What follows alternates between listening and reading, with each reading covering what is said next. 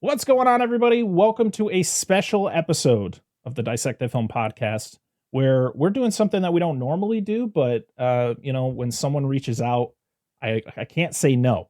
So we have two special guests on tonight.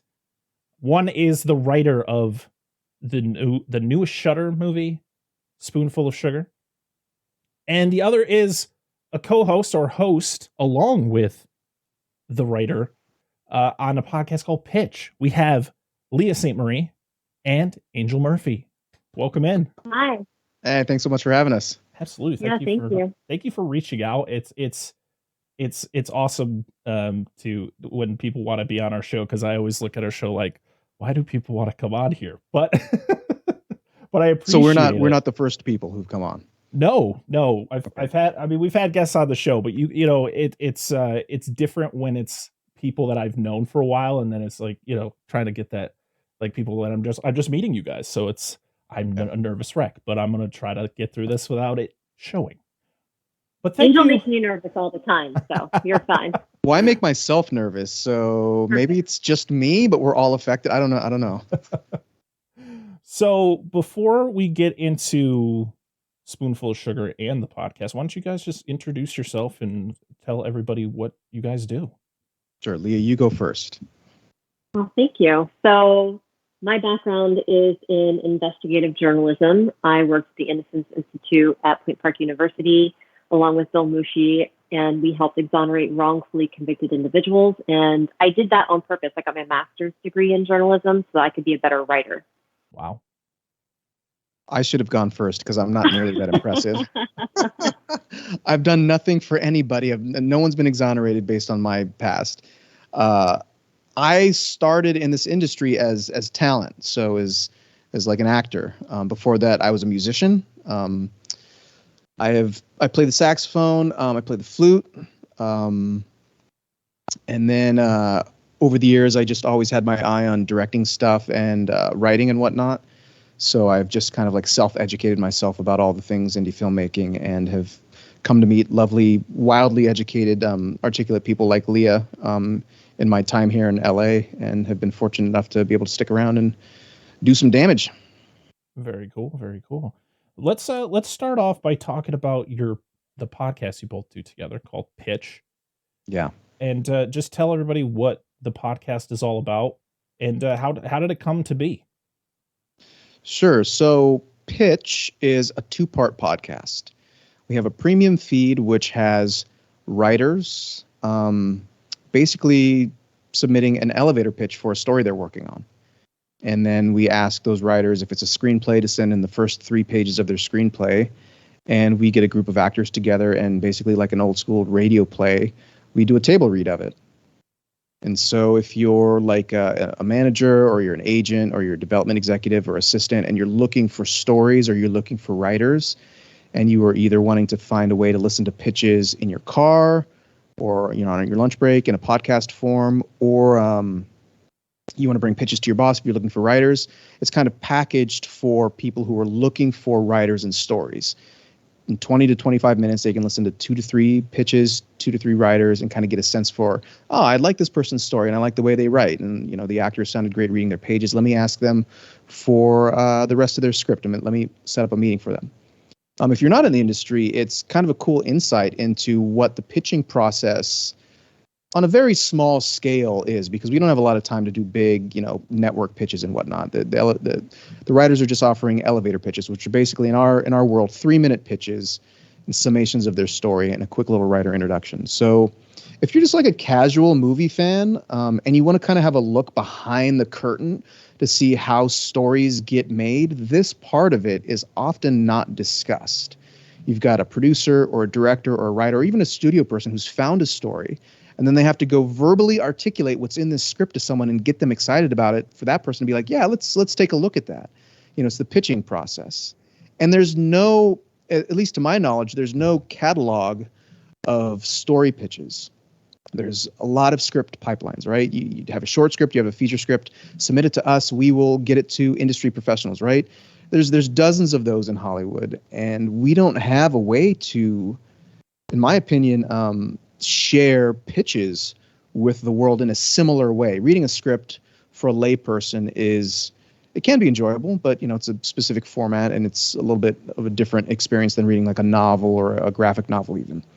But listening to a pitch from a writer who's really crafted a great story, who's good at what they do, is so amazing. And the first time and every single time I still hear a good pitch, it lights me up. And I'm like, that is why that person makes movies or TV shows. And so for the general public to not have access to that, I was like, well, if we can package something so industry insiders can find writers and then the average person can kind of like enjoy like story time in a way that they're not used to, we got to make that. And then the other part of the podcast is basically Leah and I sit down with industry insiders. We sit down with managers, producers. I got a buddy who's nominated for an Academy Award coming on in a couple weeks. And we basically ask them, hey, what's your process like? What is your experience pitching your stories? How does pitching differ from like writing? Like, what do you think about? Where did you come from? We basically just go over like all the nuts and bolts for industry insiders and people who want to like learn about what the storytelling process is like from like, Leah and I are both like indie filmmakers, from like an indie filmmaker's point of view, but also we try to talk to studio people as well. So we get a full overview of like this portion, pitching and writing and pitching and directing, and how that affects the stories that we're able to tell. Yeah, listening to your show, it just like opens my eyes, especially somebody who has like no knowledge other than the fact I watch movies. I have no knowledge of like the behind the scenes, and just listening to your show, and I've listened to other podcasts that kind of dive into most of the things that most people don't understand or don't even think about when they watch a movie. It's so fascinating, but it also just shows like the fact that it's so hard to make a movie. Yeah. And so I think listening to your show and others that are giving us that deep dive into the behind the scenes, it makes me appreciate movie making more. Like, I'm not just super cynical. Like, if I don't like a movie, I'm not just going to go in super hard on it.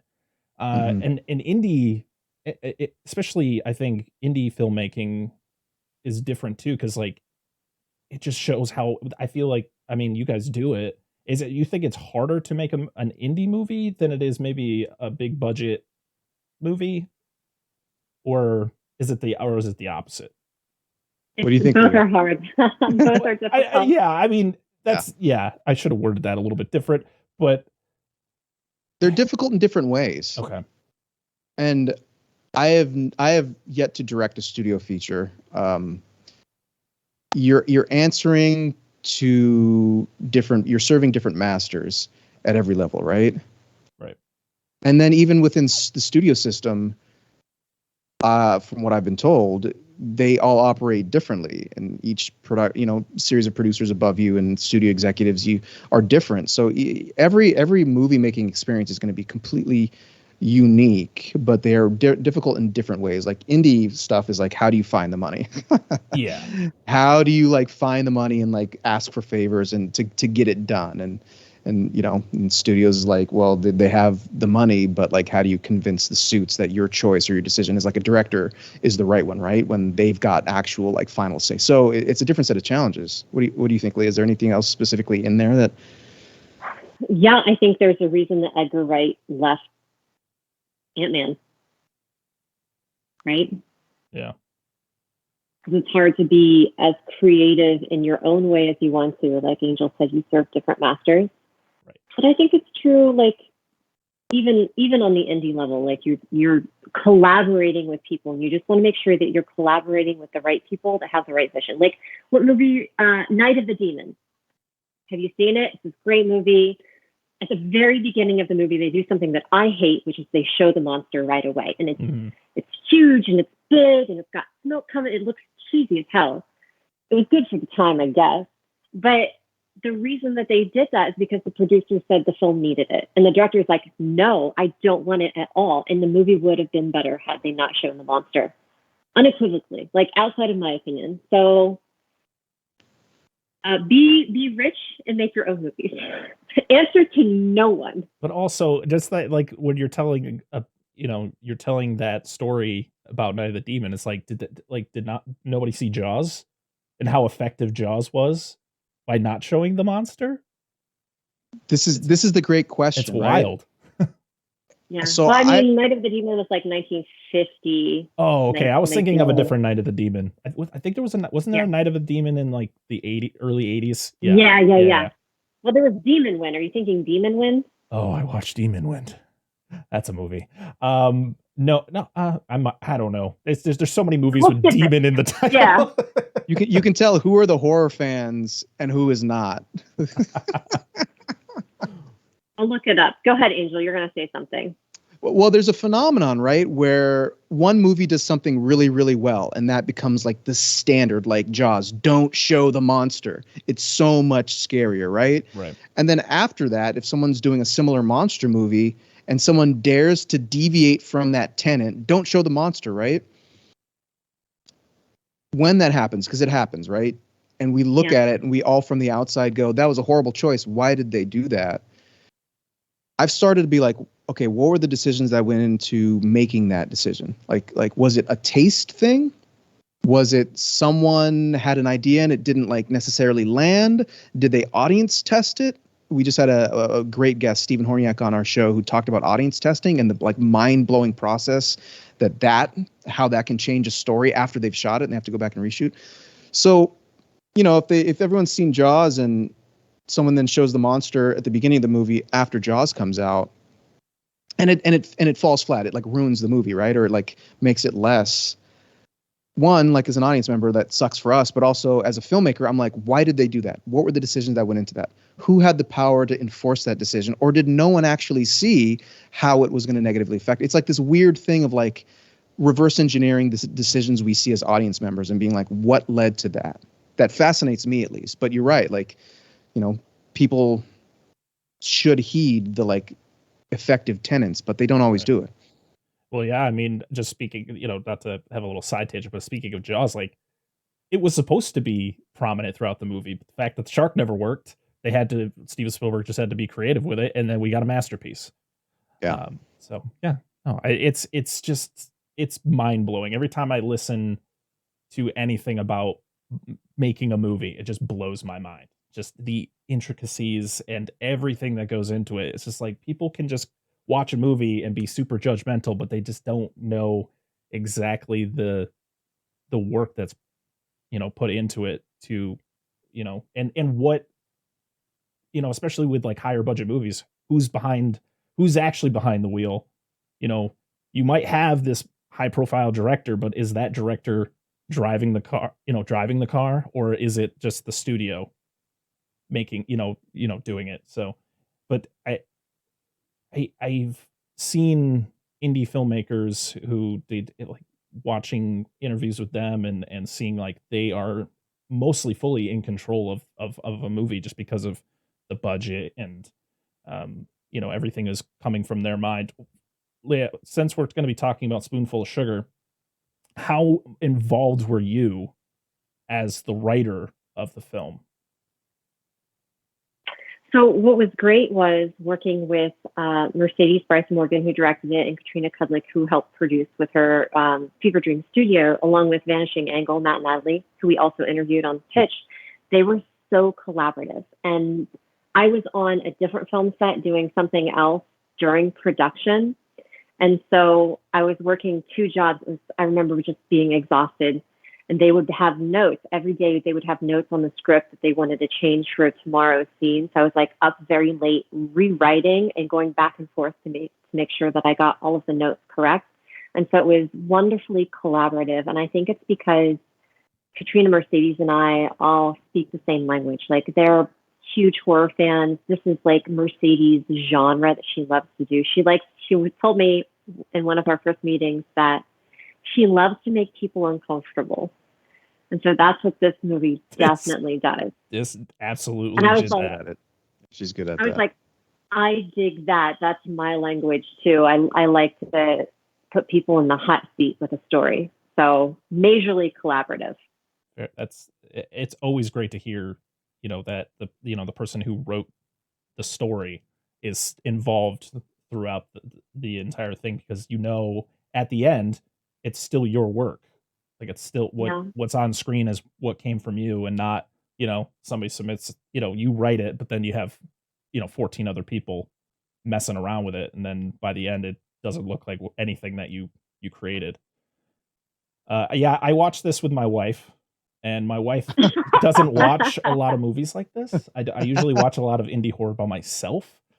Yeah. So yeah, this was it was fun to look over and see her reaction, and of course a lot of WTFs as certain things are happening, and and me, I'm very, I try not to react too much, um, because I just enjoy seeing her reaction, and I just kind of like, yep, nod in my head. But yeah, this was an experience, to say the least. This was something, Good. especially with the title, it's Mhm. especially, was that was that title? Did it come from you? No, I name my stuff generically. Oh, Like okay. I have a short story that I wrote. It's called The Armchair because it's about an armchair that eats a man. Oh, This was originally called The Sitter, and there's a bunch of oh, other movies. I think Mick G has a movie called the Babysitter, yep. right? And so they changed it to something else during production, and then they changed it to Spoonful of Sugar. I didn't pick the title. I think it's a great title, and as an investigative journalist, I'm used to my titles changing constantly because the editor just comes in and switches it out. But I have a quick question for you. Okay. Can you make the face that your wife made during most of the film? It's just what the she just That's so is funny. just the wide That's the eyes and face just I is kind of did. looking over at me Yeah. periodically as certain scenes are happening, because it's just, to me, like, I think if some people watch it, they will feel that it is a slower movie, but for me, I think things were just kind of going like at 100 miles an hour throughout the whole thing, you know. Yeah. Well, that's interesting to me because like The Exorcist is one of my very favorite films, Mhm. but nothing happens. Like the first act turn is the demon in the church with Yep. the thing. And that's 30, 45 minutes into the movie. I like the buildup of 70 films. So this is very much Oh, in tow with that. if you couldn't tell with all the Jaws talk, Jaws is my favorite movie. I tried to learn everything about the ins and outs of that movie. And yeah, I mean, to be honest, Jaws isn't a movie that really kind of goes. It's like something happens, Mhm. and it's much of there's a lot of lull before you get to something else going on. And then of course, like, it's that thing where you don't see the shark for 45 minutes or even close to an hour into the movie. So if for me, I'm like, that's great. Or like Alien, or those type of movies. Those are the type of movies I love. Yeah. Don't get me wrong, I'm a sucker for pretty much anything. I'm not too picky when it comes to watching movies. I've been watching the Puppet Master series over the last couple months, which is an experience in themselves. But yeah, this movie was, it definitely left me in shock at some moments, kind of just like didn't see it, certain things I didn't see coming. And Morgan Saylor is fantastic in this movie. She just Yeah. brings such an uncomfortable feeling. Like everything she does throughout the movie, you kind of just feel uncomfortable for both her and yourself. And yeah, just the transformation. I just I it her performance was fantastic, along with the rest of the cast, but her performance really stood out to me. Yeah. Yeah. She did just a wonderful job. What was she like in person, Leah? Did you get to meet her? So I was on set. I do a cameo Yeah, I saw your name in the extras. I was like, in the hey. movie. Yeah, yeah, I do a cameo, and she was very protective of Johnny. What were you in the? I don't. I don't know if this is really a spoil. Were you in the scene where she takes him outside? Yes. Okay. Yeah, that was like, because I'm like, they showed all the extras, and I was like, there wasn't a lot of people in this movie. It was like a bus scene where you had No. some people on a Yeah. bus, and then it was the Yeah. scene where she kind of takes him around the Yeah. neighborhood. Yeah. I'm in this houndstooth beige and white jacket Okay. that cinches in the middle, and that jacket was in another short film of mine that I wrote and directed that Angel starred in called Two Dresses. It's a famous jacket now. I should sell it. Who wore it in that film? Adam? Adam wore it. Yeah. So you wore the same coat as Adam in another film.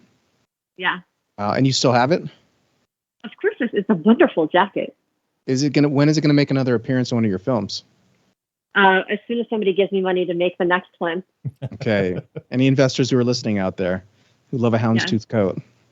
I have so many ideas. I do drama as well, if horror isn't your thing. I think Angel needs to get into horror. It's just such a great genre.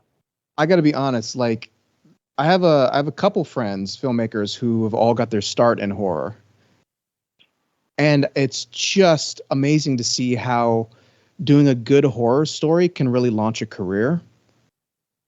But it's just not my thing, man. Like, like I watch. I mean, God, we went and watched John Wick last week, and even some of the like more intense scenes in John Wick, I'm like, I'm like cringing. He was like this.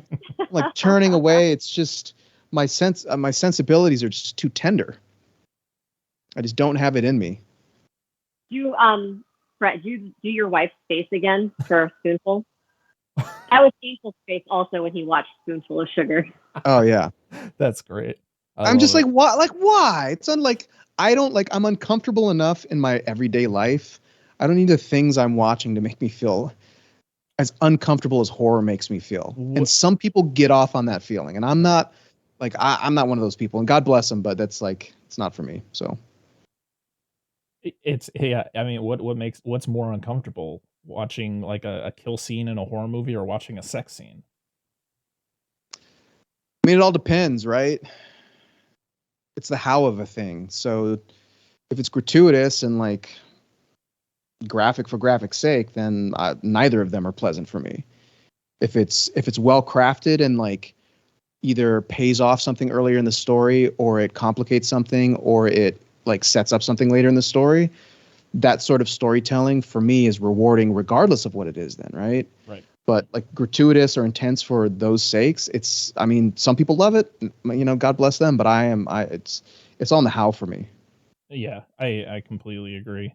I think it's if a sex scene is just there to be there, yeah, it's like it doesn't add to anything. Like I feel like what we see in Spoonful of Sugar, I think it because of we're seeing Millicent's journey through, like she's going through a transformation. So when you see her,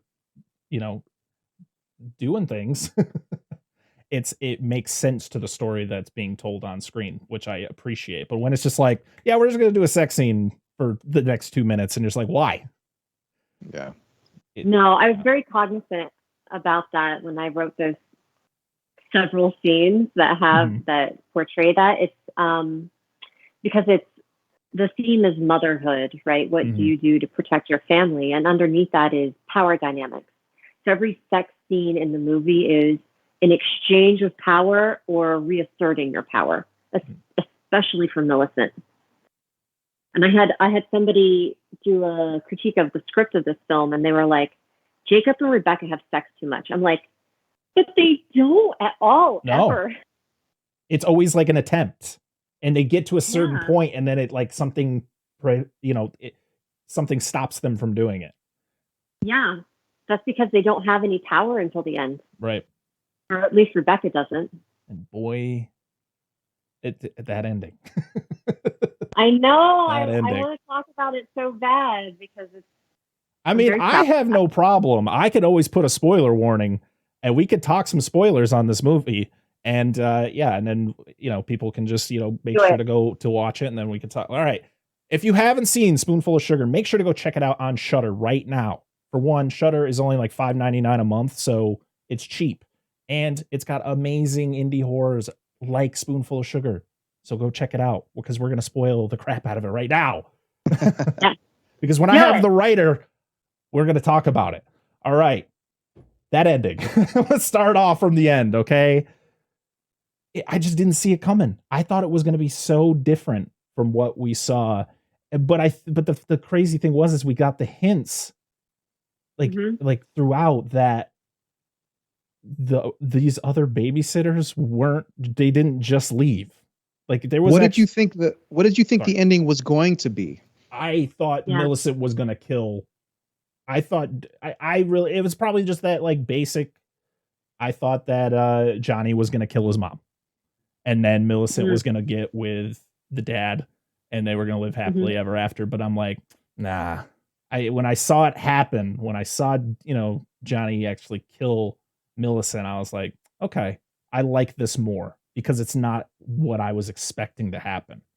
But also, I was getting those subtle hints. I was going, I think some of these other babysitters are still here, just not Oh, with good. us. but, Yeah, but because yeah. my pitch for this was I had just gotten done writing this Franco thing, and I wanted control over my own project. So I was like, what can I do? And so my original pitch for this was, what if Lolita, this very sexualized young teenager, preteen, what if Lolita were Halloween Mike Myers' babysitter when he was a little kid? Wow. And so I know the film has a lot of, oh, he's autistic, but there's a line in there that we throw that away. No, this is Dr. Loomis saying he is just evil. Mm-hmm. Like, this kid is just purely evil, and that's it. End of story. And I did my master's thesis on female serial killers. So a lot of the psychology that I had and I researched for a year went into Melissa's character. And one of the interesting things about female serial killers is they have a longer killing career than their male counterparts, and they have a higher victim rate. So I wanted to take these two killers and pit them against each other. And Johnny is early in his career as a killer, so he's only killed like his speech pathologist, which is a scene that was cut, and he's killed some of his other babysitters. That Millicent has been killing since she was Johnny's age. So she has, in my mind, when I wrote her, she has hundreds. Wow. He has maybe a dozen. Also, one thing that was kind of blowing my mind was like, what was her real name? Because there was like 3 names you hear in the movie. Yeah. Mary Beth, Millicent. Yeah. So you never get to know. Yeah, that's some like Dark Knight Joker type thing where you never know how he got those scars. you never get to know. No. And I love having a mystery. It's great. It was great, but like that was one of the things my wife kept was like, what's her actual name? Like, why is she being called this now? I'm like, it's got to be that LSD. It's just it's causing some stuff to happen. So can I ask what your wife's takeaway was from it, other than it was like tough for her to get through because it was so intense? Like, what was she like? What did she walk away feeling and thinking about it? It was just, I think she was just confused. She was trying to. I think she's still trying to process it.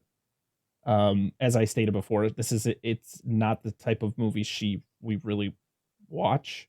Yeah. We did just finish watching a show on Apple TV Plus called Servant.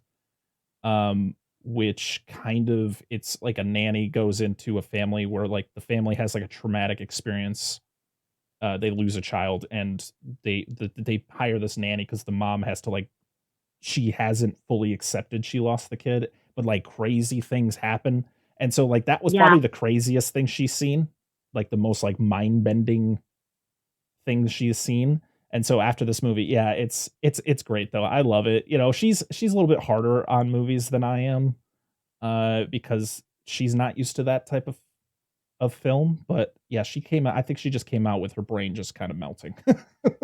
She was just still trying to figure out what the hell just happened. What did we just watch for the last hour and a half? As the writer, Leah, how do you feel about melting brains, Leah?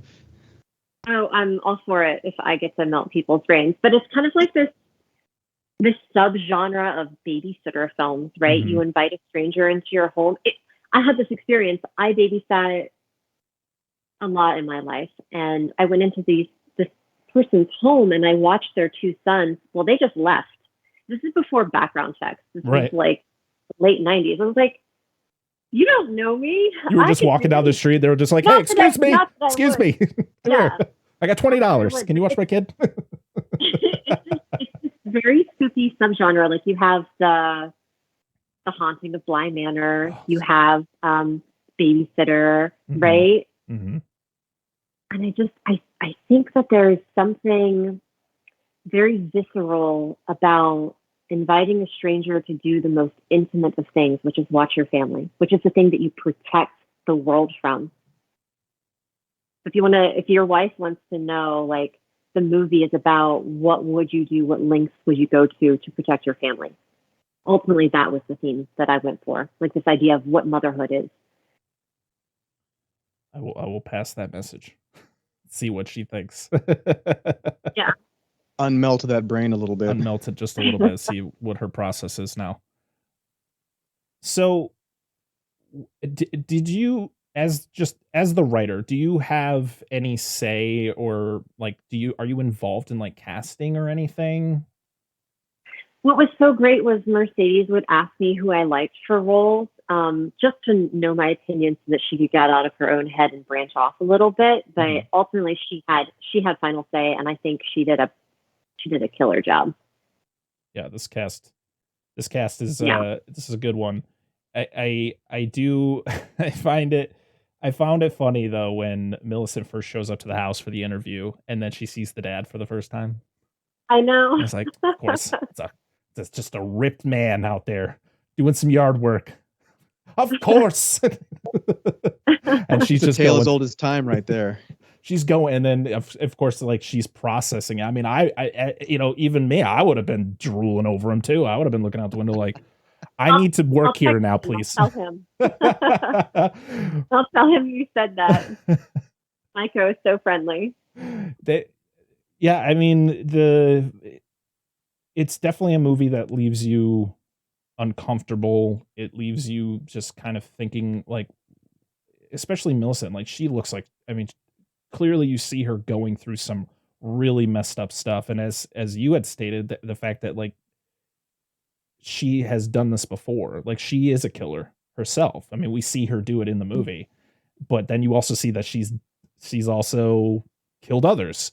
But you're also seeing just the weird, like, the scene with her and it wasn't her father, correct? It was just the guy that was just like letting her stay there. Yeah. Oh, just those type of scenes just get you so uncomfortable. And you're just like, please don't go as far as please don't go too far. Okay. And then she stands up for herself and ends it. And you're just like, I rooted for her in that moment. I was like, thank God it did not get to that point. And then, yeah, because it just shows kind of how certain people can be, because there are men out there, there are just people in general out there who are like that. Yeah.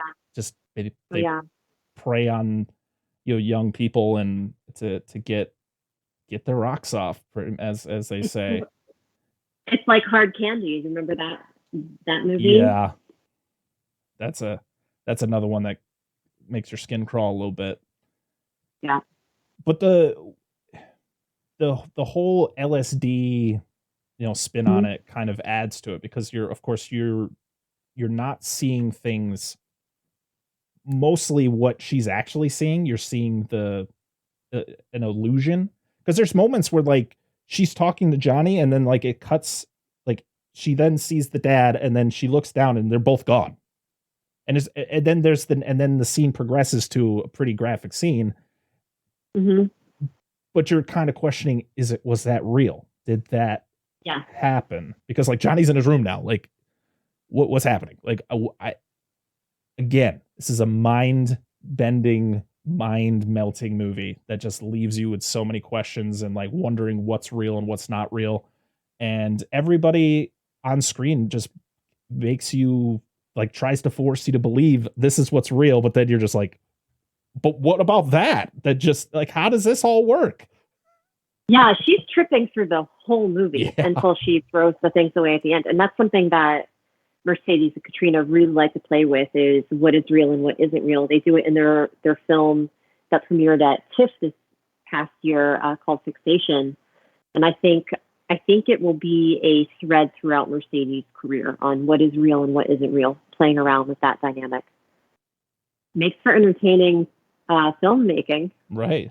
I mean, when you make somebody, I think a good film makes, you want people to think. You want to be able to, like, ask questions and keep thinking about, like, what is truly happening. Because I think, but if you go too far, then I think it kind of pulls people out of it. Like, if I have to think, like, overthink, then I'm just like, then I'm completely lost. Like, I didn't feel lost in this movie, but it was always, you always had the question of what is real and what is not. I think that was It's my like thing throughout. like Inception, right? Right. Yeah. You're guessing through that whole movie, and then Michael Caine's character, Nolan told him, anything that you're in is reality. That's something that he told Michael Caine to present in the film. So it's like, it kind of grounds you. But I like, again, being uncomfortable and not knowing, is this true? Is this happening? What is morality? What isn't morality when you're dealing with two serial killers? So I'm going to ask this question because you've probably been asked this many, many times, especially because of the title of the movie. At any point, did anyone think this was going to be a like horror movie based on Mary Poppins? I don't think so, because Yeah. because the title did change. But Millicent has a line in there. She says at the beginning when she first meets Johnny, animals, children and animals love me, which is something that I say in my life. Not that I'm like Millicent in any way. That's good. But Glad they just took the line. yeah, just the line. But if you take that and you apply it to Mary Poppins, like, yeah, Millicent is a very twisted Mary Poppins, so the new title totally fits. And then Spoonful of Sugar, Spoonful of Acid. Go ahead, Angel. I've had several people ask me if it's something about Mary Poppins. Several people. I'm like, oh yeah. Well, I don't. I also have a confession. I didn't see Mary Poppins until like a couple years ago, so I didn't know what the heck everybody was on about with Mary Poppins, and I still don't know what that reference is. A Spoonful of Sugar. I think it's a song she sings, right? Yes. Yeah. But everyone I've told about, down.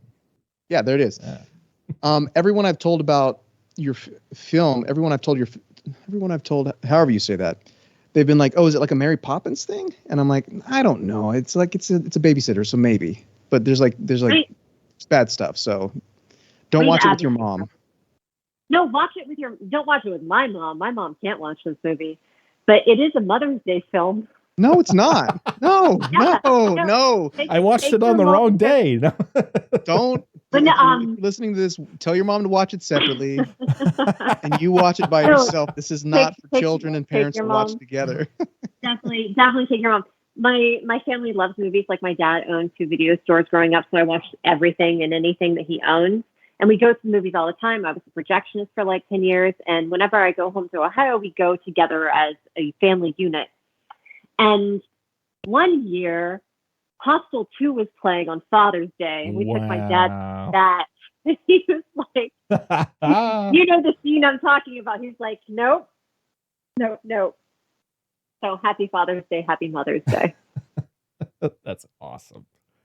Yeah, I mean, especially in, recently, they just released that Winnie the Pooh horror movie a couple months ago, which I saw. Mm-hmm. But like it in a time when they're starting to turn these properties that are in public domain into horror movies, I would imagine there are people who probably see the cover of this movie and the title of this movie go, oh, is this a Mary Poppins horror movie? No, it's not. Maybe a little bit, but no. I love this idea. Of taking like a classic and turning it on its head and putting it into a different genre. Let's each name a movie that isn't horror that we would remake as horror. I'll go first. Failure to Launch. Oh, the Matthew McConaughey classic. Yeah, that would make such a good horror movie. Okay. Brett, you go. Oh, no. Well, I feel like I'm cheating because I know that they've talked about doing this, but I just think Peter Pan is a perfect movie you could turn into horror. I mean, it's already a horror movie if you think about it. It's terrifying. Yes. Firstly, that movie has freaked me out. That story has freaked me out since I was a kid. It's terrifying. Yeah. Terrifying. Yep. There's something that doesn't resonate with that story with me. It's like it freaks me out. So I'd agree with you that it's probably perfect for it. The funniest thing is I think the one that is probably the least scary out of all the Peter Pan properties is Hook, the Steven Spielberg version with Robin Williams, because I just feel that one's more innocent and that one is made out to be different. But when you watch that Disney movie, the animated Disney movie, you're just like, this is terrifying. Yeah. I would do The Sound of Music. Would it still be a musical? Oh yeah, yeah, and the threat would be zombies. Like, not only are they Nazis, they're Nazi zombies. Oh. And then one of the kids Hey. might have the fever, like, and it, like, it's spreading in the house. You got so many of those kids, right? And then how do you solve a problem like Maria? Maybe like Maria is the harbinger of like the virus, and we don't know if she's like infecting people or not, but the dad's in love with her. Like, Sound of Music all day long as a horror. Yeah. I love that. I love, there aren't very many horror musicals, but when they come out, boy, are they grand. Little Shop of Horror? Come on. Yeah. The poster would be Maria on the hill in the Swiss Alps, right? But instead of like it being her like singing, it'd be her as like a zombie face, like getting chased by the children behind her in this like lush green, like picturesque, I need it. I need that poster right now. I need to get hired to write that. So if you're listening and you want that movie, hire me. That's great.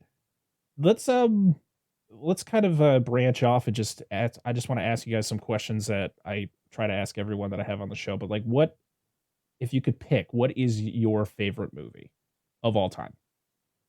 Just one? I mean, I guess you could list. I mean, what's the one that's like the most special to you? Like, it's your ultimate favorite. I mean, I guess you could name a few. I'll let you. So Leah's head is going to explode because she has a list of 800, which are her favorite movies. She talked about in our first podcast episode. So, so I'll go first and give her a minute if that's okay, Leah. Yeah. So it vacillates between two for me: Beasts of the Southern Wild with Quvenzhané Wallis, and Sunset Boulevard. Every time I watch one of those movies, either of those, all I can think is this has to be the greatest movie script of all time. It is for me, they're both so note good that it baffles my mind how Billy Wilder wrote and made that movie when he did. And then with Beasts of the Southern Wild, I've said this before, like, I don't know how they did that movie. I don't understand how the images that I see were created and the story that I'm watching came together. It is like alchemical for me. It's like, that is magic to me. So one of those for me. All right. I'm going to go with The Fall by Tarsem Singh. If you haven't seen it, it's really, really good. It took him forever. He pretty much self-funded it. So it took him 10 years to do. And it's a story within a story. Yeah. And I'm going to also pick two, which is great because I'm not giving you 800. And my second one is Cool Hand Luke. There's just something so good and so powerful about a man believing in his identity and himself and his freedom until he dies for it. You guys with these deep picks, and I'm over here like I like Jaws. Jaws is my ultimate favorite movie of all. Like, it's just, to me, it's a masterpiece. It's perfect. Even though if you watch anything of how the movie was made, it was far from it. And then I got to stick with Spielberg. Like, I'm a 90s kid, so I grew up with Jurassic Park, and I probably have seen Jurassic Park hundreds of times throughout my life. And his filmmaking is just unreal, especially 70s, 80s, 90s. Even today. I mean, he was up for an Academy Award this year for a movie about himself, pretty much. So the guy could do, in my opinion, no wrong. But yeah, those two movies, and then I'll give a third, and that would probably be The Dark Knight, because Christopher Nolan is the modern Spielberg, I think.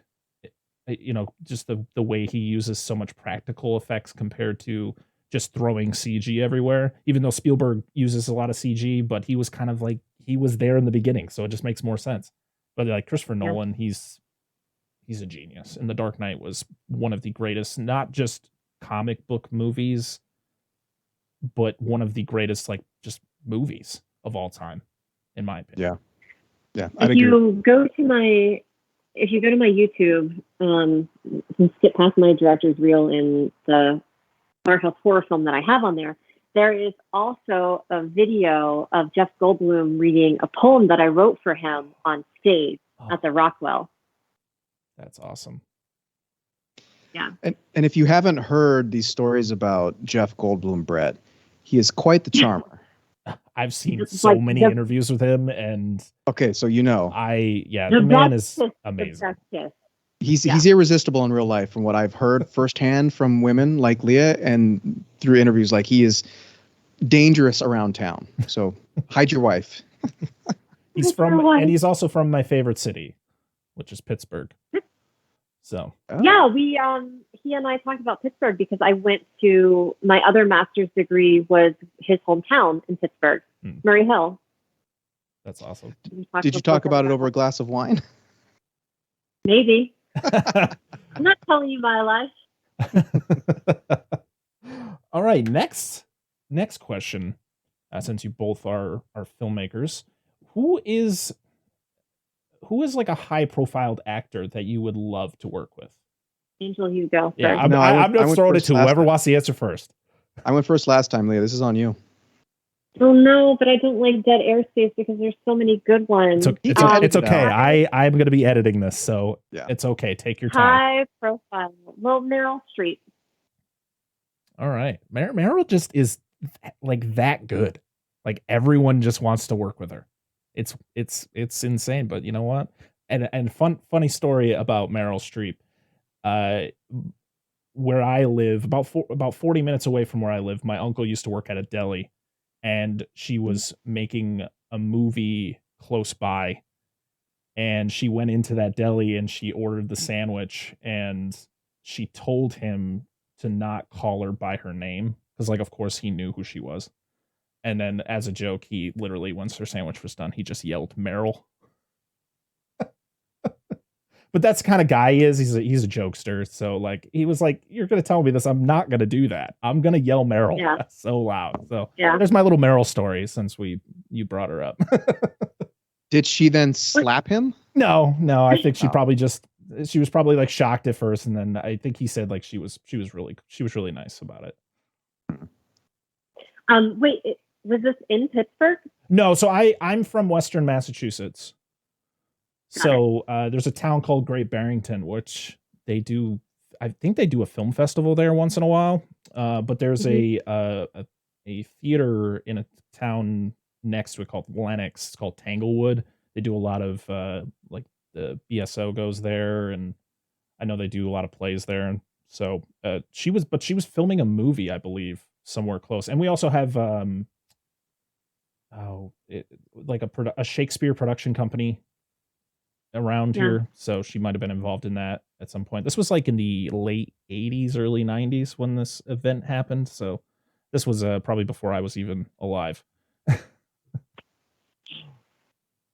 So I have kind of a controversial answer for this, and I'll explain why I'm saying the person I'm saying, and it's not because of who he is necessarily, but it's Johnny Depp. And the reason I say Johnny Depp is because he's talked about his role as an actor, what he's doing, right? He has articulated that he's not necessarily like dead set on this is the character and this is the character choice and the character would never do that thing, so he's going to get into an argument, right? He has said, my job is to give the director and editor options. So he figures out who this character is within a certain like spectrum, right? And then he goes through and makes sure he gives multiple options for all these pivotal moments. So when they're sitting in the editing room, they can shape the character as the story best needs it to be shaped. And a lot of people talk about how part of the magic of working in film is the collaboration, right? Well, the actor wants to put their stamp on it, and the producer wants to put their stamp on it, and it's influencing, the shape of this thing, this movie, in all these directions. But if people hold too rigidly, in my opinion, and in my experience, if people hold too rigidly to an idea of a moment in a story, as someone who's edited a fair amount, both my own stuff and other people's stuff, I cannot help but value that type of thinking as an actor. I'm going to give you options because we can argue who the character is and what's going to be best, but we won't actually know. until you put it in the editing room and you piece it all together and then get it in front of an audience. The audience goes, we didn't like that. And then as an editor and as a filmmaker, I'm like, that's fine, because we have 6 different options for that moment that might satisfy the audience better than the one we thought would satisfy the audience. So it's less of a who for me. I just know that he's articulated that before. And that as a writer or director is very exciting to me, because I'm super specific, maybe a little bit too specific and grip too tight to my work. I expect people to kind of bend to my word. But having also been an actor, I'm like, I see the value in giving people options as a performer. So when they're in the editing room, they're like, well, we got 3 different ways this can go, and let's figure out the most powerful series of like choices and moments for this character. So that's my long-winded answer.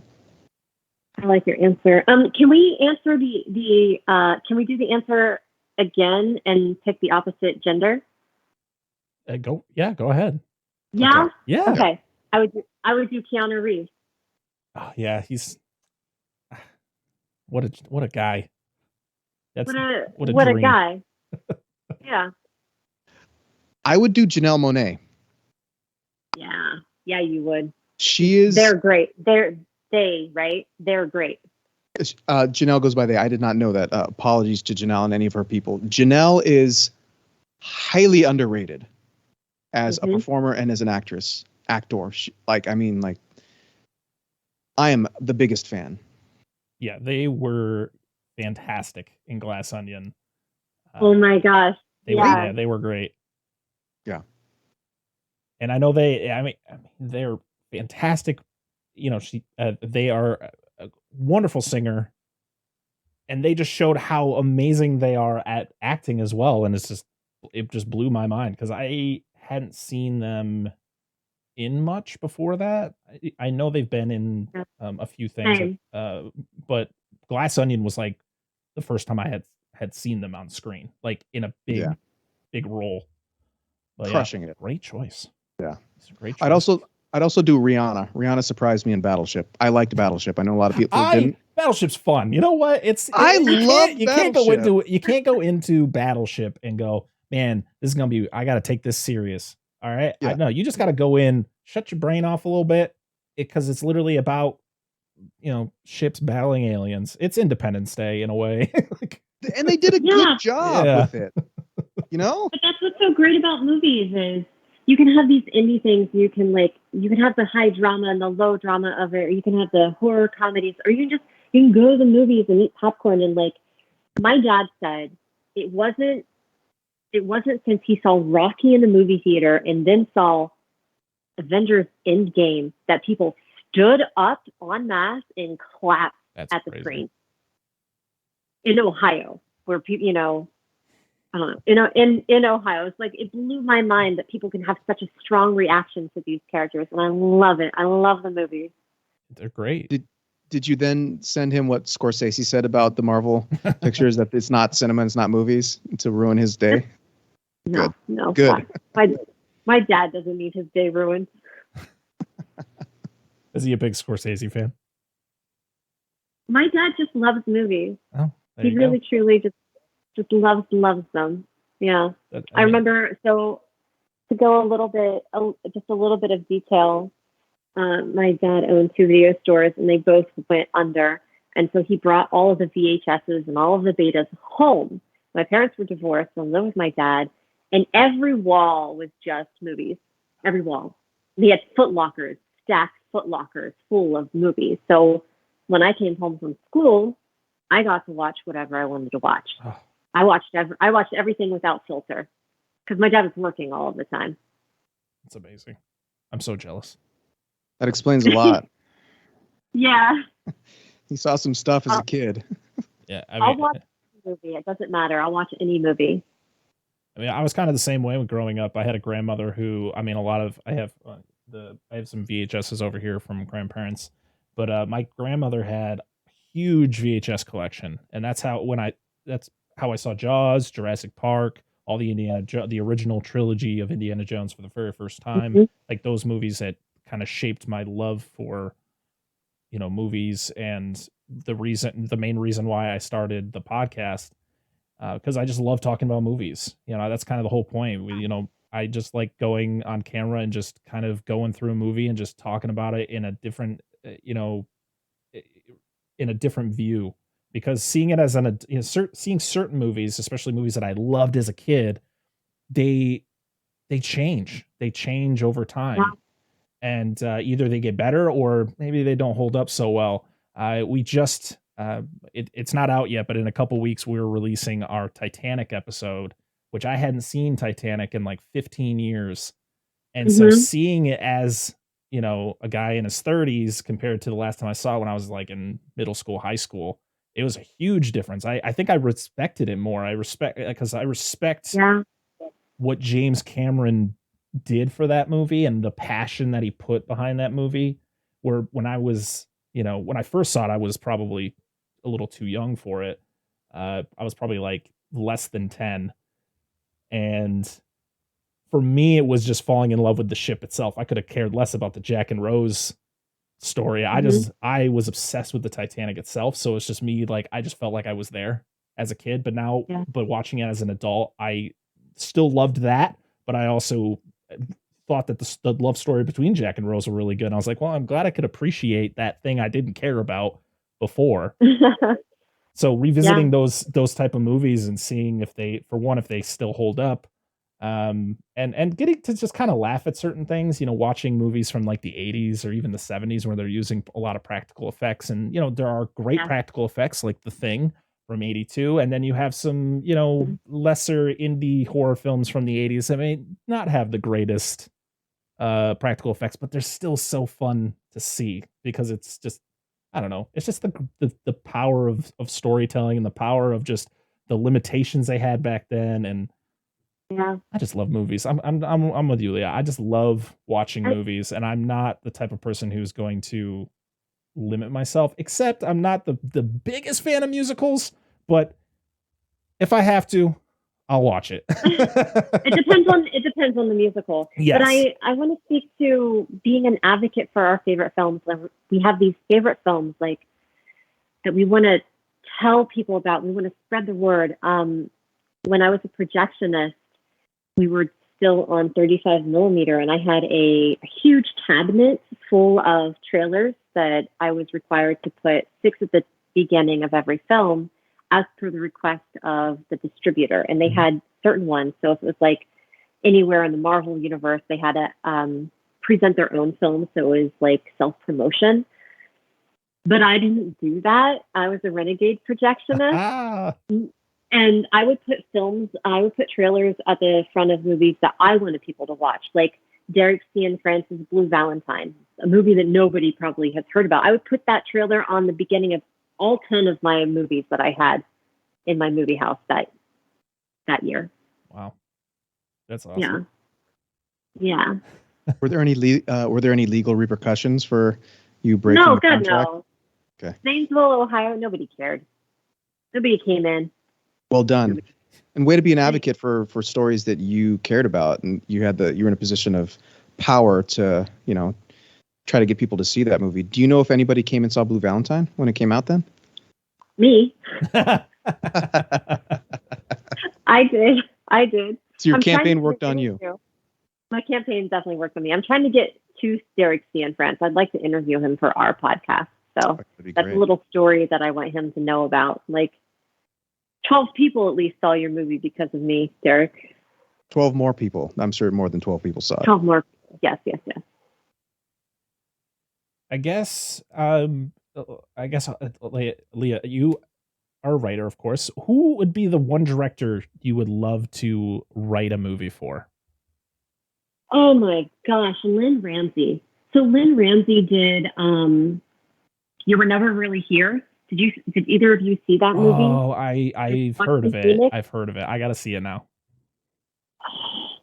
She's a Scottish director, I believe, and her stuff, like, I like a scene that twists the expectation of the audience, obviously. And in that movie, it's not giving anything away because you know the premise when you go into it, but it's these two hitmen are together and they've battled it out. And this is like in the first act. They've battled it out, and one of them has successfully done a kill shot on the other one, and they're both lying down on the kitchen floor.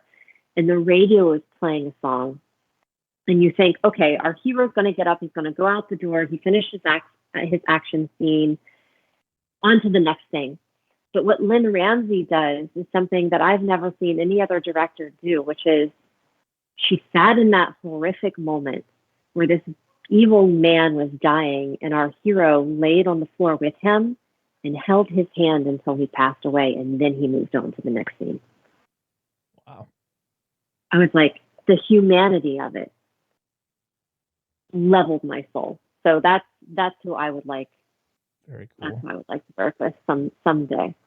But I also direct my own stuff, and I don't always want to direct every script that I write. Like I wrote something that Angel's going to direct someday. That's awesome. God willing, we find funding. Angel, I'm going to ask you the same question. Who's a director you would love to work with? As a writer, I guess I would love for Doug Liman to have a crack at my Hammond script. That'd be a pretty cool director to have work on my work. Remind me what has Doug done? I'm so sorry. Mr. and Mrs. Smith. Yeah. One of the firstborn movies. Okay. And was he also behind Jumper? Did he direct that? No, Jumper was that's Looper. I'm thinking of Ryan Johnson. He may have been behind Jumper. That's a good question. I have it back here, but I should know that. I can have my assistant. No, it's just a cat. It's not an actual assistant. I was gonna have my cat look it up on the internet. No, he did Mr. and Mrs. Smith, and I forget what he most recently did, but I'm really bad with remembering like the specific names attached to specific titles. However, I do remember what I felt and what I observed. And the last thing he directed, I watched recently, and I was blown away by like the craftsmanship on how he constructs action sequences. And my Hammond script is like a kind of actiony reimagination of like Rambo, except with a black guy on the run from the cops. So having someone as experienced as him take a crack at that would be pretty cool. So he did direct Jumper. He directed Edge of Tomorrow and yes, and American Made, which were another Tom Cruise movie. So his last two movies were Tom Cruise. But yeah, I remember he directed The Bourne Identity. That was like his. There it is. Well, Swingers was his first movie with Vince Vaughn and Jon Favreau. Yeah. And Edge of Tomorrow, or Live, Die, Repeat, as it was originally called. Yep. I mean, I don't know, greatest Tom Cruise movie for anybody else here? Because that was great. Yeah. It's got to be between that or one of the one of the more recent Mission Impossible movies. The new Mission Impossible movies are just so good. Yeah. Right. Legend. I don't want to admit, but I have to. I've never seen Legend. I don't even know what Legend is. What is Legend? I mean, the only thing I know is that Tim Curry plays the devil. In a insane practical like makeup. It's insane, but that's literally the gist of what it wasn't. She was just in Top Gun Maverick. Jennifer. Yeah. Connelly. Yes. Yeah. Yeah. She was in that too. That I know who was in it. Never seen it. And I know Ron Howard directed it. I think you're right. See, I know all that. I just never seen the movie, you know? Well, do you guys have anything else you guys want to talk about before we get out of here? Maybe. Yeah, I don't know. What do I need to promote, Leah? You were saying there's so many things he should ask me about with that. Yeah. Your other podcast, your music podcast that I produced. Okay. And anything else? The documentary. Okay, so I've got two other projects that I've got several other projects, but two are like very like on fire right now for me. I do a music podcast called Before the Fade. And it's basically I sit down with another music insider and we dissect really popular songs. We go over the personnel, the origin of the song, we play the song, other influences and whatnot. I've got Susan Rogers coming up on an episode coming up. And if you don't know who Susan Rogers is, she was one of Prince's main sound engineers throughout the entire 80s, throughout his, like, in my opinion, his most prolific creative period of time. Fascinating woman with some fascinating insight into his recording process. And she went on to become a she got her PhD in neuroscience, and she studied like creativity and how like music and creativity is processed in the brain, in part because of her work with Prince. So as like the son of a musician, as someone who still plays music and creates music to this day, this is like my personal passion project podcast. It's called Before the Fade. And then I'm also working on a documentary, and it's basically documenting Leah as she brings to life one of her scripts. It's a film that is set in Italy. So we went on a location scout last year, and I chased her around Italy for 2 weeks with a camera, documenting that entire process. And the anniversary of that is coming up, so we got to sit down and do like an update. So it's basically from start to finish how this independent female filmmaker is bringing this film to life, her fight to bring this really, really great story to life. And I'm documenting the process. And those are the two things. What else, Leah? Is there anything else that I should pitch? No, I think that's it. And the film that he's talking about, so I wrote the script very loosely, because I'm not an insane person who sees people, imaginary people.